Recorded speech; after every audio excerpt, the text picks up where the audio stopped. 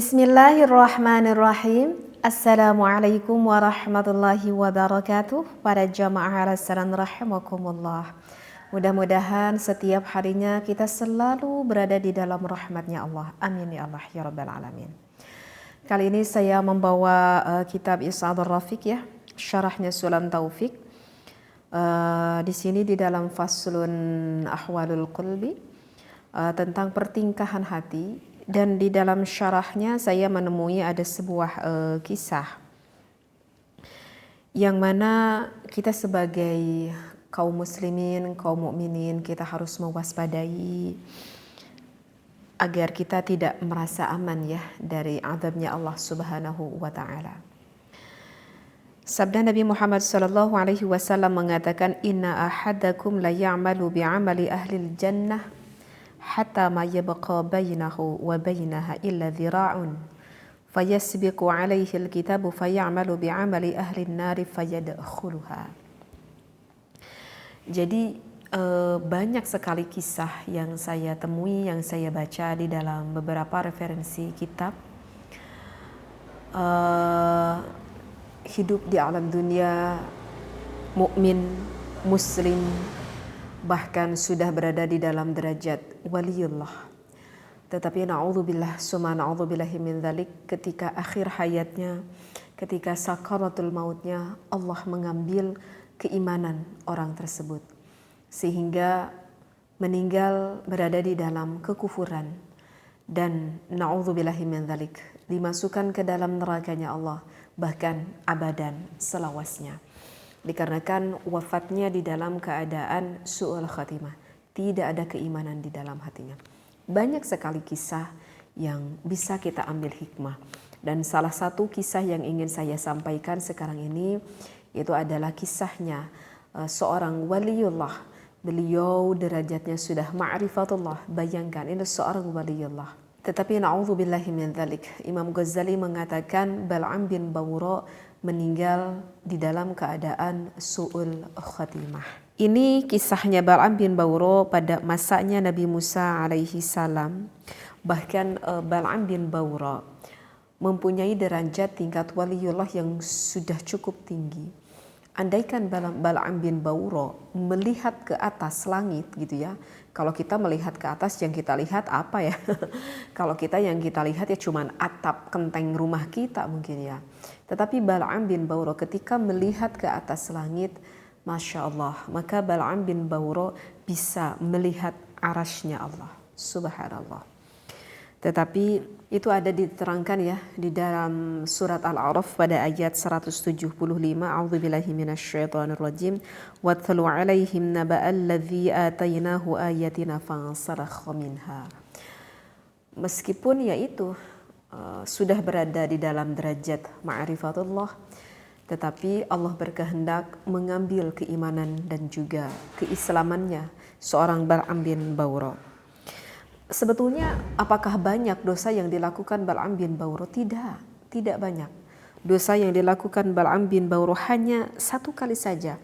Yang dilakukan Bal'am bin Bawra itu dikarenakan hatinya yang lebih cenderung. Jadi hatinya yang lebih cenderung kepada dunianya Allah. Sehingga yang tadinya sudah derajat ma'rifatullah dihilangkan oleh Allah, dijadikan bagaikan anjing yang diusir oleh tuannya. Allah Ta'ala berfirman, "Famathaluhu kamathalil kalbi in tahmil alaihi yalhath." Ini juga sama ya, bisa dilihat keterangannya di dalam surat Al-A'raf pada ayat 176. Jadi dosa apa sih yang dilakukan oleh seorang Bal'am bin Bawra? Jadi kalau dilihat ya, menurut Imam Ibnu Katsir ini ada juga diceritakan di dalam tafsirnya, tafsir Ibnu Katsir. Jadi diceritakan bahwa Muhammad ibnu Ishaq ibnu Yasir yang telah meriwayatkan dari Salim Abu Nadhr, ia pernah menceritakan. Jadi ini Bal'am bin Bawra itu hidup pada kisahnya zaman Nabi Musa alaihi salam. Seperti itu. Jadi diceritakan ketika turun dari negeri Kan'an, jadi negeri Kan'an itu berada di bagian di wilayah Syam ya, kalau di dalam referensi kitab ini yang saya bacakan. Maka diceritakan begini, Jadi Bal'am bin Bawra itu mempunyai kaum, atau dikatakan mempunyai umat lah, seperti itu. Nah, pada suatu ketika datang tuh kaum-kaumnya ataupun umat-umatnya Bal'am bin Bawra kepada Bal'am bin Bawra. Wahai Bal'am, wahai Bal'am, wah celaka nih wahai Bal'am. Apa kata Bal'am? Ada apa ini? Ada apa? Gitu. Wahai Bal'am, tahu tidak? Sekarang umatnya Nabi Musa dan juga Nabi Musa telah datang ke sini, gitu ya. Umatnya Nabi Musa itu adalah kaum Bani Israel. Bahwa kaum Bani Israel dan juga Nabi Musa sebentar lagi akan datang kemari, akan datang ke wilayah kita. Apakah tahu wahai Bal'am bahwa Nabi Musa bersama umatnya Bani Israel yang akan menjajah negeri kita? Tentu dia datang ke sini yang akan membunuh kita semua dan akan merebut akan kekuasaan dan tanah yang kita miliki, yang kita tinggali saat ini, seperti itu. Wahai Bal'am, apa yang harus kita lakukan? Wah, ini umatnya Bal'am nih. Umatnya Bal'am yang terus menggertak kepada Bal'am bin Bawra. Oh iya Bal'am, aku mengetahui, semua umatmu mengetahui bahwa engkau adalah seorang waliullah, bahwa kalau engkau berdoa apapun itu kau akan diijabah oleh Allah, karena engkau adalah seorang yang sangat begitu dekat sekali dengan Allah. Coba sekarang Bal'am, doakan saja Nabi Musa alaihissalam beserta umat-umatnya agar celakalah, biarkan mereka semua biar celaka, agar tidak mengambil dan merampas tanah kita ini, seperti itu. Itu terus merajuk nih umat-umatnya Bal'am bin Bawra. Dan apa yang dikatakan Bal'am bin Bawra kepada umat-umatnya? Celakalah kalian semua. Apakah kamu tidak salah? Kamu meminta kepadaku agar mendoakan Nabi Musa alaihissalam beserta umatnya, ya, untuk mendoakan celaka. Kamu tidak tahu bahwa Nabi Musa alaihissalam siapa yang mendampinginya? Yang mendampinginya itu adalah para malaikat-malaikat. Yang menjaganya adalah para malaikat dan bersama kaum-kaum mukminin. Mana mungkin aku akan mendoakan Nabi Musa untuk celaka? Jadi sebetulnya masih ada penolakan dari Bal'am bin Bawra kepada umatnya. Tetapi umatnya Bal'am bin Bawra terus merayu dan terus memuji kepada Bal'am bin Bawra, seolah-olah Bal'am bin Bawra adalah orang yang paling baik, orang yang paling hebat yang pernah mereka ketemui. Dan siapakah kita semuanya umatnya yang harus mengadu kalau bukan kepada pemimpinnya, yaitu seorang Bal'am bin Bawra. Masya Allah. Nah, disinilah datang setan kepada hatinya Bal'am bin Bawra, terus merajuk dikarenakan omongan dari umat-umatnya, sehingga Bal'am bin Bawra pun terajuk akan obrolan omongan dari kaumnya yang hatinya lebih cenderung cinta kepada dunia. Akhirnya Bal'am bin Bawra memutuskan akan naik ke suatu bukit dan akan mendoakan akan kecelakaannya Nabi Musa alaihissalam beserta kaumnya Bani Israel. Jadi diceritakan Bal'am bin Bawra akhirnya menaiki menaiki keledai. Kemudian menuju ke bukit gitu ya. Kemudian menuju nih ke bukit yang tinggi. Akhirnya Bal'am bin Bawra pun agar bisa melihat perkemahan gitu ya, ataupun tempat sementara yang ditempati oleh kaumnya Bani Israel beserta Nabi Musa alaihissalam. Nama bukitnya itu adalah Bukit Hasban. Akhirnya naiklah itu Bal'am bin Bawra menaiki keledainya. Terus dia naik, tetapi di tengah jalan tuh mogok. Dikarenakan apa? Dikarenakan keledainya itu tidak mau mengikuti akan perintahnya Bal'am bin Bawra. Mogok, gak mau jalan ini. Keledainya. Sampai Bal'am bin Bawra terus memukul keledainya dan menjawarlah telinganya agar keledainya itu mengikuti akan perintahnya Bal'am bin Bawra. Kemudian naik lagi ke atas bukit itu Bal'am bin Bawra dengan keledainya, dan akhirnya mogok lagi nih keledainya, gak mau lagi melanjutkan perjalanannya, ya. Dan Masya Allah, apa yang terjadi? Itu keledainya secara otomatis bisa berbicara dan berbicara kepada Bal'am bin Bawra. Wahai Bal'am, apakah kamu tidak salah dengan apa tujuan kamu? Kalau kamu melakukan ini, kamu ingin berdoa di atas bukit Hasban, kamu akan mendapatkan laknat Allah gitu. Kamu tidak melihat Bal'am bahwa di depan aku itu ada para malaikat yang menghalangi akan jalanku agar kamu tidak meneruskan akan maksud niat burukmu itu. Tetapi itu Bal'am bin Bawrah hatinya sudah langsung gelap seketika. Bal'am bin Bawrah justru terus memukul keledai dan tidak memperdulikan akan apa yang diucapkan oleh keledai tersebut. Akhirnya dengan izin Allah, para malaikat pun memberi jalan kepada keledai beserta Bal'am bin Bawrah. Dan Bal'am bin Bawrah pun terus melanjutkan perjalanan dengan keledai tersebut. Akhirnya mencapailah di satu puncak bukit Hasban tersebut yang bermaksud ingin mendoakan kepada Nabi Musa alaihi salam bersama umatnya Bani Israel agar semuanya berada di dalam kecelakaan Allah. Na'udzubillah min dzalik. Dan tidak sekali-kali Bal'am bin Bawrah mendoakan keburukan kepada Nabi Musa dan umatnya, melainkan doanya itu yang akan kembali kepada Bal'am bin Bawrah dan juga umat-umatnya. Maka seketika pula setelah Bal'am bin Bawrah mendoakan kecelakaan terhadap Nabi Musa alaihi salam, akhirnya lidahnya secara otomatis menjulur sampai keluar, menjulur sampai ke dadanya. Na'udzubillah. Di dunia sudah langsung diperlihatkan oleh Allah lidahnya yang menjulur. Sebetulnya kalau Bal'am bin Bawrah pada saat itu bertaubat kepada Allah, umurnya masih ada, ruhnya masih ada, tentu Allah akan memberikan ampunan terhadap Bal'am bin Bawrah, ya. Tetapi Masya Allah, apa yang terjadi? Tidak ada penyesalan di dalam hati Bal'am bin Bawrah, padahal Allah sudah menunjukkan lidahnya itu menjulur keluar. Justru Bal'am bin Bawrah memerintahkan kepada umat-umatnya agar melakukan siasat yang jahat. Karena Bal'am bin Bawrah sebetulnya hatinya menyadari bahwa doanya itu tidak akan diijabah oleh Allah, bahwa doanya itu yang akan mencelakakan dirinya. Tetapi ego yang di dalam hatinya yang terlalu besar, yang meliputi akan rasa keimanan dan juga kebenaran. Masya Allah. Akhirnya Bal'am bin Bawrah memerintahkan kepada umatnya agar wahai kaumku, coba istri-istri kalian sekarang percantik. Istri-istri kalian dipercantik mukanya, ya. Jadi maksudnya Bal'am bin Bawrah itu akan melakukan tipu muslihat.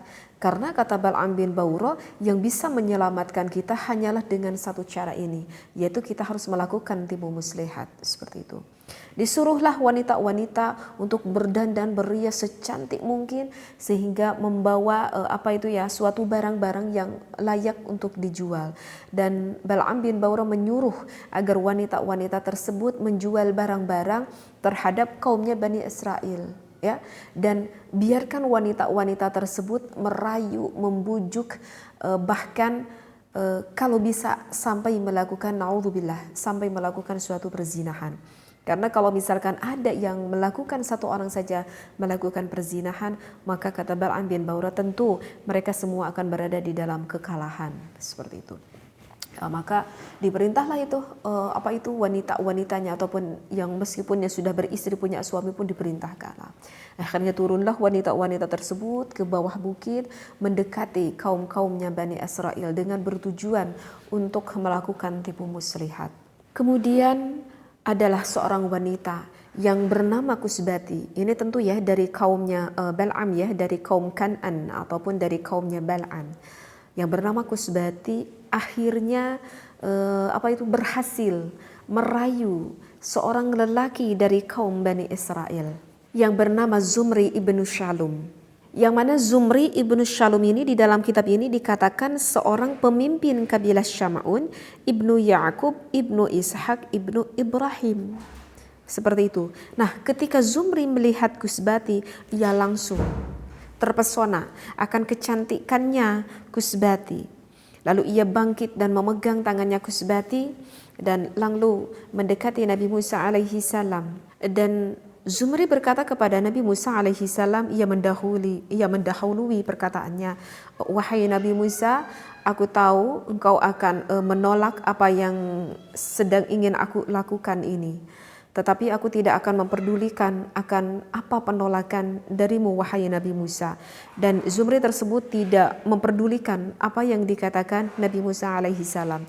Kemudian Zumri membawa wanita tersebut lekas pergi, membawa wanita tersebut yaitu Zubati tersebut ke suatu kemah, dan na'udzubillahi min dzalik, melakukan pada saat itu juga melakukan suatu perzinahan. Dan kebetulan sekali pengawalnya Nabi Musa alaihi salam, pengawalnya itu yang bernama Fanhas ibnul Aizar ibnu Harun, pada saat itu sedang tidak berada di tempat sehingga tidak bisa menindaklanjuti apa yang dilakukan oleh Zumri tersebut. Dan apa yang terjadi, hanya hitungan detik, hanya hitungan menit, Allah menurunkan penyakit ta'un kepada umatnya Nabi Musa alaihi salam, dikarenakan umatnya Nabi Musa melakukan perzinahan dengan umatnya Bal'am bin Bawra. Diceritakan di dalam tafsir ini dikatakan bahwa yang terkena penyakit ta'un di dalam waktu 1 jam saja itu berjumlah 70.000 orang. Sedangkan menurut ulama lain mengatakan ada 20.000 jiwa yang telah melayang nyawanya hanya di dalam waktu 1 jam saja ketika di siang hari. Jadi ini penyakit ta'un langsung datang dikarenakan melakukan perzinahan dari laki-laki tersebut sehingga menghilangkan nyawa puluhan ribu. Masya Allah.